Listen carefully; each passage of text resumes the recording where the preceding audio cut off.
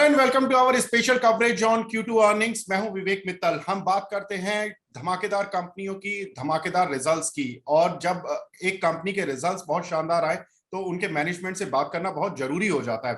आज हमारे साथ एक कंपनी स्टार HFL जिनके मैनेजमेंट जुड़े हैं। हमारे साथ मिस्टर आशीष जैन है, managing director star housing finance limited के, और साथ ही अनूप सक्सेना है, head of credit and operation at star housing finance के। सर, आप दोनों का ही बहुत बहुत स्वागत है and thanks for your precious time sir. Thank you, Vivek ji. Thank you for giving us time. Thank you so much. My pleasure sir and welcome to our show. Sir, पहले तो मैं आप दोनों को ही मुबारकबाद देना चाहता हूं कि that's been a fantastic quarter. I mean I just looking at the numbers. So NI grew to 7 crore versus 2.85 crore, and YOY basis per versus 3 crore on Q basis per. So it's been almost double, and net profit again. ये तो sir Q तो लगभग double हुआ, और YOY basis पर तो multiples में हुआ है, 37 लाख से 2.2 करोड़। जैन सर, आपसे सवाल है पहला। सर, ऐसा क्या था इस क्वार्टर में जो इतना बड़ा टर्न अराउंड हो गया? आई थिंक सबसे पहले तो शायद हो सकता है अनूप और मैं हम काफी एक्साइटेड हो सकता है हम एक दूसरे को कहीं ओवरलैप नहीं कर जाए। बट विवेक जी, सबसे पहली बात ये होगी कि हम back to pre covid levels हैं। there was third wave also in the month of April first quarter, and we know how is the last quarter of any financial year. So what we've decided that now we will look for only growth and growth, because it was in our mind, we have the branches, we have the team, and you know कि हमारे पास अगर आज हम housing finance की बात करें, there is a lot of demand. There are PSUs, there are banks, and there are housing finance companies. So even अगर हम ये भी बोलें कि अगर एक ही रीजन में, एक ही एरिया में अगर 15 से 20 भी हाउसिंग फाइनेंस कंपनी होती है तो भी साथ मिलकर बिजनेस कर सकते हैं। So demand was huge, only thing was to be cautious. Growth थी, कॉशियस थी सब। और आज जो मेरे पास ब्रांचेस है, मैं इजीली उसके साथ इजीली आराम से एटलीस्ट अगर मैं पर मंथ की भी बात करूं तो मैं पर मंथ 25 करोड़ भी इजीली डिसबर्स कर सकता हूं। But what we look into, we look for cautious growth. Fund था, सब था, बट यही चीज थी कि एक समय था किस हिसाब से हम इसको आगे बढ़ाते हैं। So this quarter was really stupendous for us, and I really appreciate all the team members जिन्होंने भी सब काम किया है। सो उसी को लेकर एक विजन था what we were looking into.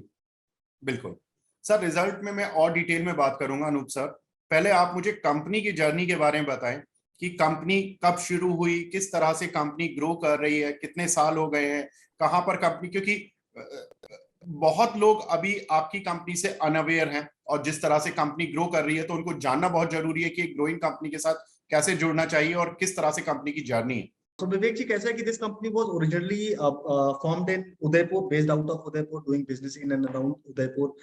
Then in 2019 we thought of कि अब इस कंपनी को एक नेक्स्ट लेवल पे लेके चलते हैं, जहां पे इस कंपनी को एक professional driven, management driven company बनाते हैं, एंड थोड़ा सा बिजनेस मॉडल चेंज करते हैं। So out of that transformation journey, we shifted the business operation from Udaipur to Bombay, shifted our corporate office from Udaipur to Bombay.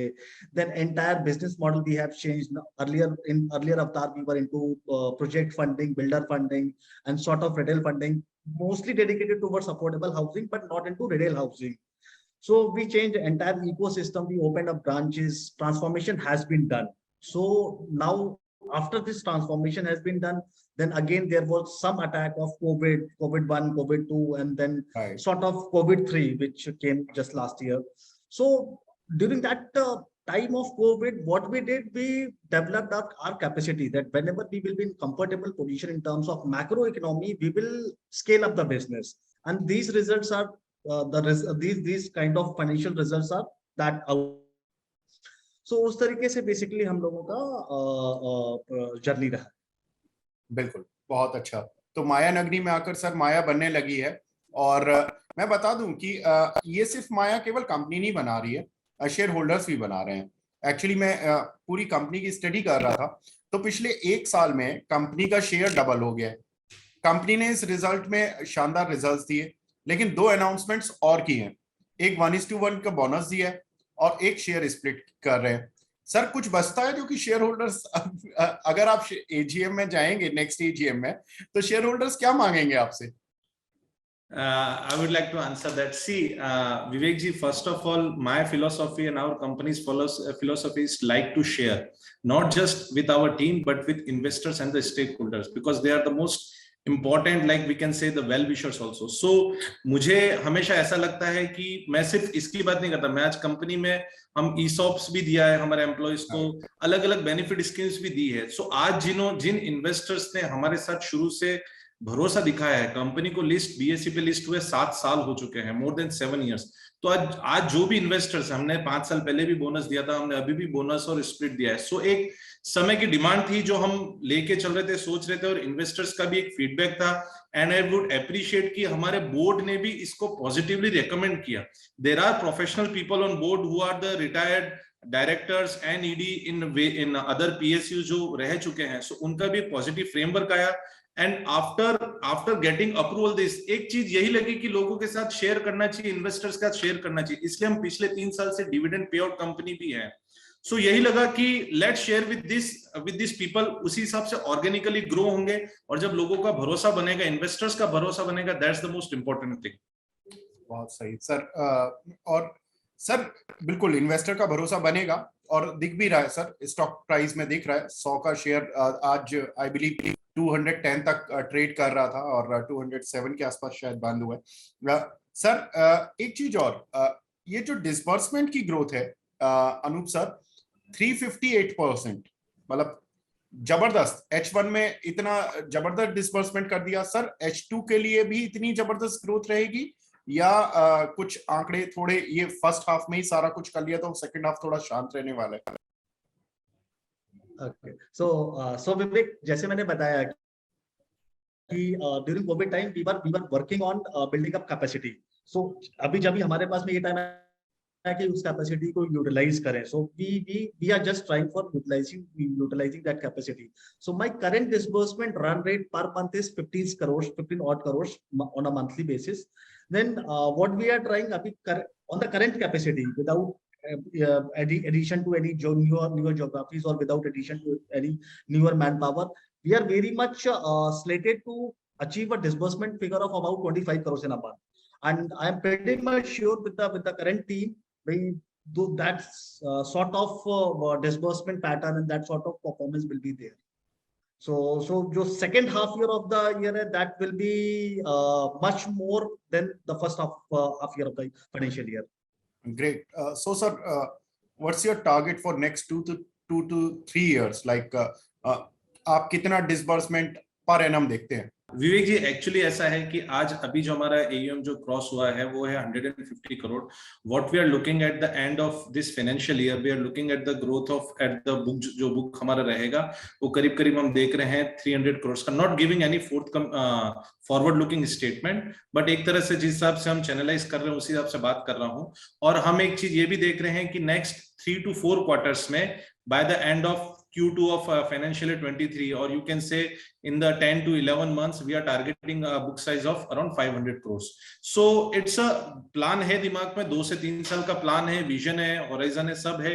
But let's take a small step जो हम लेके चले हैं, कि अभी हमारा जो फर्स्ट माइलस्टोन है to become a systematic HFC company, तो फिर हम वहां पे जा सकते हैं 500 करोड़ तक नेक्स्ट 10 मंथ्स. जी बिल्कुल. आशीष सर, मैं देख रहा था कि आपकी जो प्रेजेंस है इसमें 20 लोकेशंस दिखा रहा है कि आपके ग्रामीण इलाके में 40 डिस्ट्रिक्ट में आपका काम चलता है. जी सर, रूरल एरियाज में से कितना रेवेन्यू आता है और अर्बन एरियाज से कितना रेवेन्यू आता है? ज्यादातर हम जो काम कर रहे हैं, हम जो डिसबर्समेंट फाइनेंस कर रहे हैं, वो मैक्सिमम रूरल एरियाज में ही कर रहे हैं. और उसमें से या तो हम रूरल एरियाज में देख रहे हैं या फिर सेमी अर्बन एरियाज में देख रहे हैं. अर्बन एरियाज में हम काम बहुत ही कम करते हैं, क्योंकि जिस इंटरेस्ट रेट पे या जिस हिसाब से हम काम करते हैं, तो हमारा फोकस रूरल एरिया पे है. We are totally rural segment company, affordable housing, EWS और LAG के लिए. और वहां हम टारगेट वही करते हैं कि रूरल हाउसिंग सेगमेंट में रहे हम और सेमी अर्बन एरिया में रहे हैं. So if I say about percentage, I can see, मतलब हम मेनली अर्बन एरिया में इतना नहीं है, हम रूरल एरिया में और सेमी अर्बन एरिया में ही देखते हैं. So most of the, I can say more than 90% our focus is on that in the rural area. Anoop sir, मेरा सवाल आपसे है कि सर जो अर्बन और रूरल एरियाज में अगर हम देखें, डिफरेंशिएट करते हैं, तो आपका अर्बन से रेवेन्यू कम आता है, रूरल से ज्यादा आता है। सर इस बार मॉनसून का डिस्ट्रीब्यूशन थोड़ा सा वीक रहा है, तो कुछ ऐसा लगता है कि ये तो अभी तक का जो डेटा था वो, ये तो पिछली बार के मॉनसून तक का इम्पैक्ट था, लेकिन जो इस बार के मॉनसून का इम्पैक्ट होगा ये थोड़ा लैग इम्पैक्ट होगा, आफ्टर 3 और 6 मंथ्स हमको रियलाइज होगा। और आपकी लोन बुक भी रूरल एरियाज पर ज्यादा सेंट्रिक है। सर कुछ एनपीएस तो नहीं बढ़ जाएंगे? सो विवेक, तो इस चीज का answer how I will give it to you, the thing is, one thing is, जो हम लोग लोन डिस्ट्रीब्यूट करते हैं, that loan distribution is not purely dependent upon agriculture income of the customer. वो जो इनकम जो हम लोगों ने क्रेडिट मॉडल बनाया और जो स्कोरिंग मॉडल बनाया, that is completely dependent upon 2 or 3 cash flows in a family. So our income assessment method is on the basis of family income instead of one source of income. So we don't foresee कि वो monsoon के late होने से या उस तरीके से हमारे कैश फ्लोज के ऊपर या एज सच पोर्टफोलियो क्वालिटी के ऊपर कुछ इम्पैक्ट आएगा। जी आशीष सर, मैं पढ़ रहा था कि कुछ प्रेफरेंशियल इश्यूज भी आप लगातार उस पर वर्क कर रहे हैं, तो सर ये जो पैसा ला रहे हैं, जो आपका डिसबर्समेंट बढ़ रहा है, इसके बारे में बताएं कि ये पैसा आ कहां से रहा है। बैंक्स तो डिपॉजिट्स लेते हैं, आपकी कंपनी डिपॉजिट से फंड रेज करती है या बैंकर से फंड रेज करती है, या प्रेफरेंशियल इशू के जरिए कुछ इन्वेस्टर्स आते हैं और पैसा इन्वेस्ट करते हैं? फर्स्ट ऑफ ऑल, हमारी जो कंपनी है star housing finance, that is a non public deposit taking company. हम पब्लिक डिपॉजिट टेकिंग कंपनी नहीं ले सकते हैं। सो हमें जो फंडिंग मिलती है या तो बैंक से मिलती है या कैपिटल जनरेट करके या इक्विटी से मिल सकती है। So what we have done, हमने पिछले 1 साल में 3 राउंड ऑफ कैपिटल किए हैं। जो एक नवंबर 2021 में किया था, हमने करीब 8 करोड़ का किया था। फिर हमने जुलाई 2022 में किया था जो 21.60 करोड़ का था, जिसमें 9% ऑफ द इक्विटी था। और अभी हमने जो राउंड किया है वो सितंबर में, and that will be that is pending for the approval by the share holders in the EGM. वो हमने राउंड किया है 7.30 करोड़ का। सो कहीं ना कहीं क्या होता है, डेट और equity ratio goes hand in hand. आज भी हम अंडर लेवरेज हैं, हम स्टिल हम सब 1 लेवरेज हैं। सो बैंक्स का अपना टर्म लोन से पैसा मिल सकता है, कोल लेंडिंग से मिल सकता है, अलग अलग तरीके से हो सकता है, बट हम टाइम टू टाइम इक्विटी को भी देखते हैं। और जितने अभी तक इक्विटी राउंड्स हुए हैं, they all are retail investors. सिर्फ उसमें से जो हमने जुलाई 2022 में कैपिटल रेज किया था, that were two I can say family houses और प्राइवेट लिमिटेड कंपनीज, बट बाकी सभी जो भी अभी तक हुए हैं वो सब pure and pure retail investors हुए हैं। So this is how we have raised the money in our company through preferential issue. Anoop sir, ये बताइए कि जो 85 करोड़ की जो बोरोइंग है, इसके ब्रेकअप में जो आपकी फाइनेंसिंग कॉस्ट है वो कितनी जा रही है? आप इन्वेस्टर्स को कितना परसेंट पर माल देते हैं, अपना प्रेफरेंशियल इशू देते हैं, और कितना परसेंट आपको उस पर देना पड़ता है जो आप बैंकर से पैसा उठाते हैं? So I think Ashish Jain will be the right person to answer this because he is more into this relationship. Okay. सी जो हम इन्वेस्टर से पैसा और जो प्रेफरेंशियल इशू करते हैं वो मार्क टू मार्केट प्राइस रहता है। और उसमें सर विवेक जी क्या होता है कि आपका सेबी रूल्स और बीएसई गाइडलाइंस के थ्रू होता है, जिसमें आपका 6 मंथ का और 3 मंथ का ट्रैक रिकॉर्ड देखा जाता है मार्केट प्राइस का। सो उसी हिसाब से होता है। जैसे जो हमने लास्ट राउंड किया था वो हमने रेस किया था एट द प्राइस ऑफ 153 पर शेयर।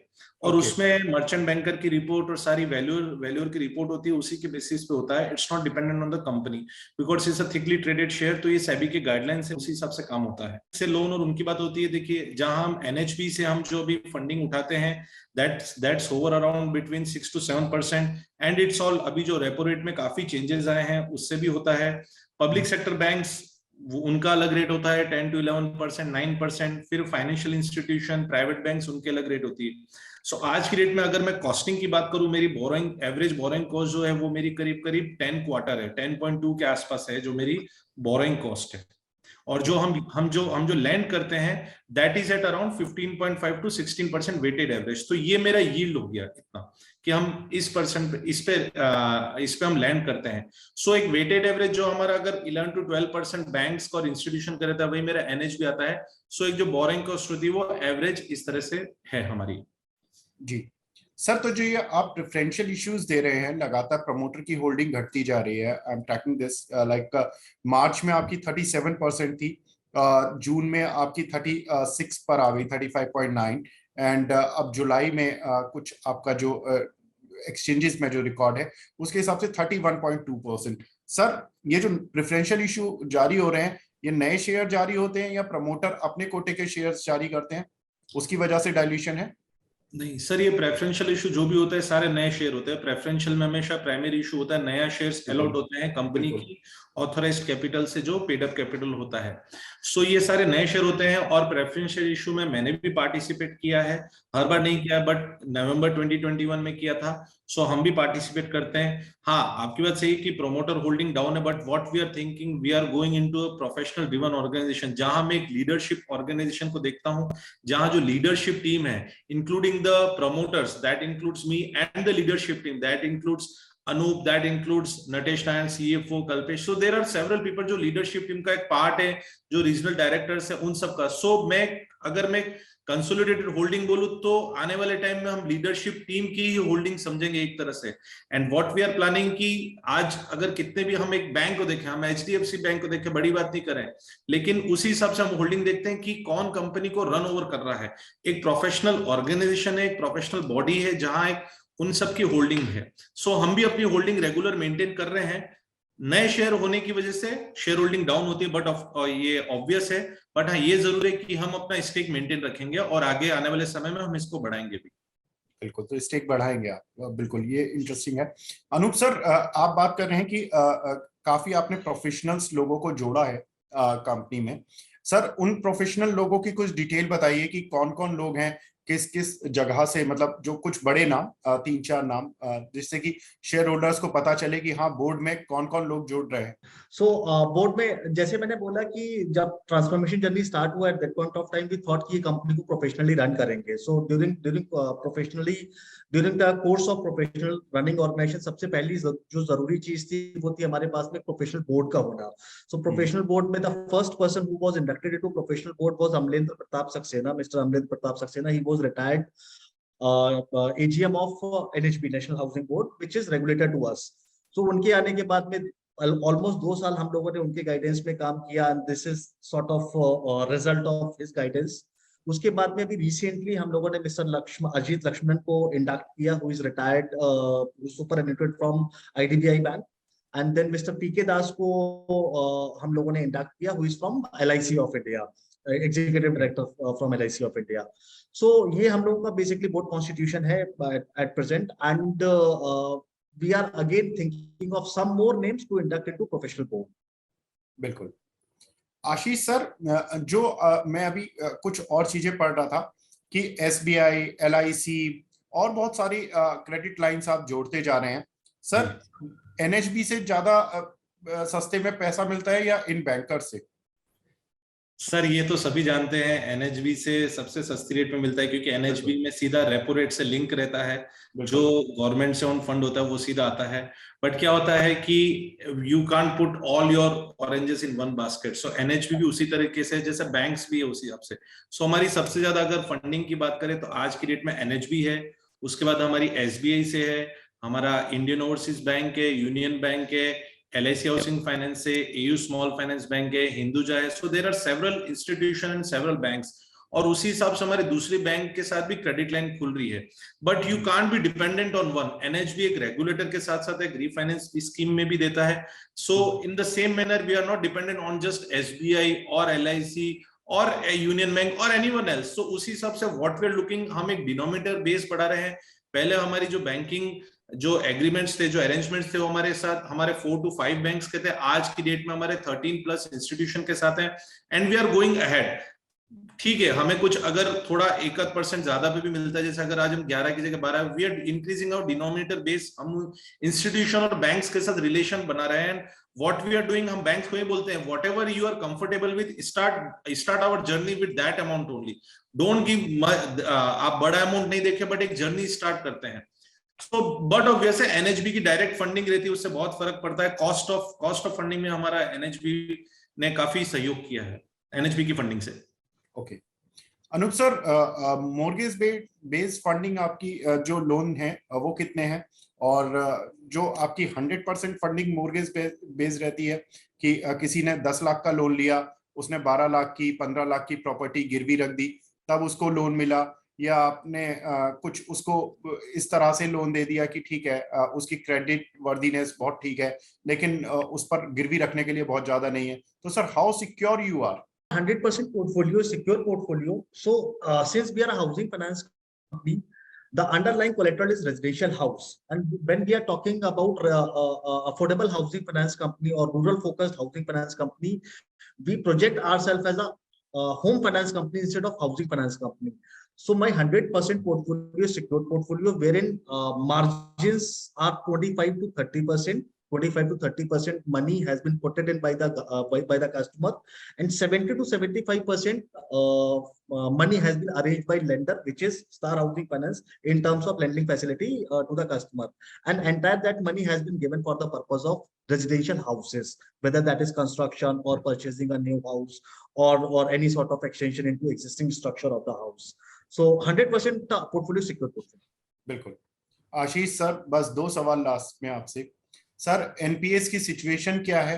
मैं देख रहा था अभी तक तो कम हो रहे हैं, लेकिन जब से आपने जर्नी शुरू की थी कितने एनपीएस थे?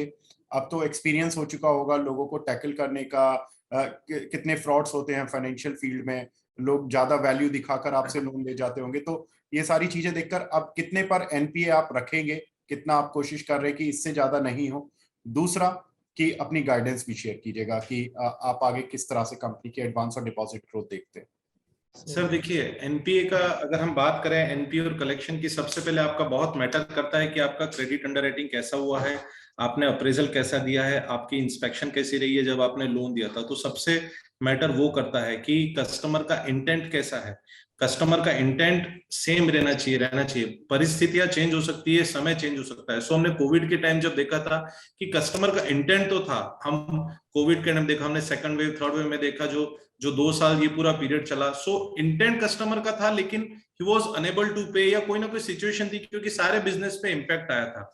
सो उसी हिसाब से हमने उस टाइम कस्टमर को ट्रेनिंग करी, एजुकेट किया, गाइड किया कि यू कीप इट रेगुलर।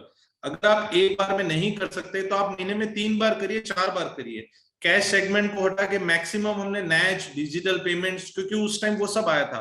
उसी हिसाब से हमने अपनी कंपनी की भी, जो भी हमारा भी, हम भी बफर रखते थे कि हमें नेक्स्ट 2 to 3 मंथ्स 4 मंथ्स हमें रखना है ताकि हम भी आगे रेगुलर रीपेमेंट्स कर सकें। कोविड के time, second wave third wave के टाइम हमारा एनपीए बढ़ा था। हमारा एनपीए उस टाइम, अगर मैं ऑलमोस्ट अगर 1 साल पहले की बात करूं, सो हमारा एनपीए उस टाइम 3.35% था जीएनपीए, और एनएनपीए हमारा था उस टाइम 2.98%। अगर मैं मार्च की बात करूं, सो हमारा जीएनपीए था 2.85% और एनएनपीए ऑलमोस्ट 2.6% था। आज हम उस हिसाब से बात कर रहे हैं। हम ग्रोथ के साथ साथ हम ये भी देख रहे हैं कि हमारा एनपीए और कलेक्शन पे हमारा कैसे कंट्रोल रहता है। इस सितंबर के रिजल्ट्स में हमारा जो जीएनपीए था वो 2.55% था और एनएनपीए 1.97%, जो इंडस्ट्री से काफी बेटर है, जो एक इंडस्ट्री होती है उससे भी कम है। सो उसी हिसाब से हम कंट्रोल कर रहे हैं। And what we are looking at, we are purely focused on retail housing finance segment. जो पहले हमारे होलसेल लोन थे, प्रोजेक्ट लोन थे, या तो सभी ऑलमोस्ट फोरक्लोज हो चुके हैं या वो सब रन डाउन हो चुके हैं। क्योंकि हमारा आज बुक अगर मैं बात करूं तो हमारी 95% बुक रिटेल है। अगर आपकी जितनी रिटेल बुक होती है, और हमारा कस्टमर सेगमेंट क्या है, हम रूरल में कर रहे हैं जहां ticket size, average ticket size ही फोकस है कि जितना आप डिस्ट्रीब्यूट करेंगे उतना आपका एनपीए पे कंट्रोल रहेगा। सो इस वजह से हमारा, अगर पिछले 3 से 4 क्वार्टर की बात करें, 100 बार हमारा एनपीए रन डाउन हुआ है। बिल्कुल। And the second thing, I think you asked about the guidance, sir. Future guidance and what if I'm not wrong. So sir, हमारा ये कोशिश है कि कमिंग फ्यूचर में भी हम अफोर्डेबल हाउसिंग सेगमेंट, ईडब्ल्यूएस और एलआईजी कस्टमर्स पे और रिटेल कस्टमर पे ही ध्यान दें। देखिए, हाउसिंग फाइनेंस में स्कोप बहुत है। आपके पास कोलेटरल है, आपके पास सिक्योरिटी है, बट इसका मतलब ये नहीं है कि आप कस्टमर को या बोरोवर को आप दबाएं या उसको हैरेस करें। हमारी कोशिश आज भी ये, क्योंकि इन केसेस में क्या होता है, आपके बीटी भी होते हैं, केसेस भी होते हैं, बट आज भी हमारे साथ कस्टमर बने हुए हैं। सो हमारा फ्यूचर में भी यही है कि कस्टमर हमारे साथ बने रहे, हमारा रिटेल सेगमेंट और उसी पे फोकस रहे। और जो हमारा कंपनी का विजन है या मिशन कह लीजिए कि हमें वहीं फोकस करना है, हमें कोई बड़ा टिकट साइज है उस हिसाब से लोन नहीं करना है, और उसके साथ ग्रोथ के साथ साथ व्हाट आई सेड प्रीवियसली हमें कॉशियस अप्रोच भी रखनी है कि हम दौड़े जरूर, बट हम ये जरूर ध्यान रखें कि हमारी एसेट क्वालिटी मेंटेन रहे, हमारा जो क्रेडिट अंडरराइटिंग रहे वो मेंटेन रहे। End of course while looking at this I am also sure कि next 10 to 11 months will cross that 500 crore book। उसी के साथ साथ हमारा लाइबिलिटी का प्लान भी है that how we'll get the money। It's not all and all कि we are getting money from the capital raising, we are also looking at the fund debt raising from the banks। और जिस हिसाब से हमें positive response आ रहे हैं banks के proposal, और उस हिसाब से वी आर डैम श्योर कि हम ये टारगेट्स और ये अचीवमेंट्स पूरा कर सकते हैं। बिल्कुल, तो बिल्कुल, और जिस तरह से ग्रोथ चल रही है उससे लगता है कि कंपनी शानदार प्रदर्शन करती रहेगी। और जैसा कि मैनेजमेंट हमें गाइड कर रहे हैं कि कंपनी का जो डिस्बर्समेंट टारगेट है वो 500 CR के भी ऊपर है। तो और कंपनी का अभी का जो डिस्बर्समेंट है वो अराउंड 185 करोड़ के आसपास है। तो यहाँ से एक अच्छी ग्रोथ जर्नी कंपनी की चल रही है और आगे भी ये जारी रहेगी। Thank you very much Ashish sir, thank you very much Anoop sir, बहुत बहुत आपको मुबारक इस शानदार नतीजों के लिए, और आप ऐसे ही सफलता कायम करते रहें और कंपनी को आगे ग्रो करते रहें। Thank you so much Vivek ji, thank you so much.